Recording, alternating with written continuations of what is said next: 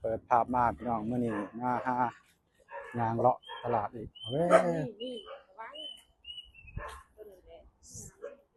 สมาชิกสมาชิกแถวนี้มันก็เรียกกระโดดเท่าใด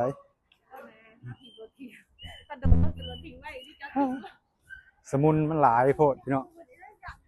อยากให้พูดเนาะขนาดนี้ย่างมานี่มายังเห่าเลยพี่น้องใช้ได้อยู่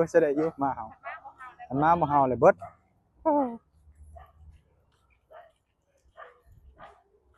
ไปเอาไปเบิ่งอยู่ตลาดเลยพี่น้องว่าสิเป็นจังไดนะอันนี้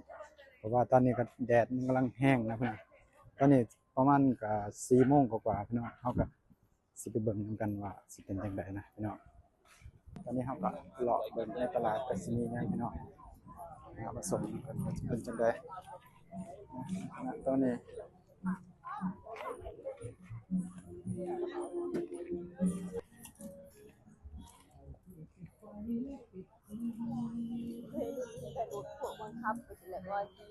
รถไปสิบ่แม่นมันบ่แม่นบังคับ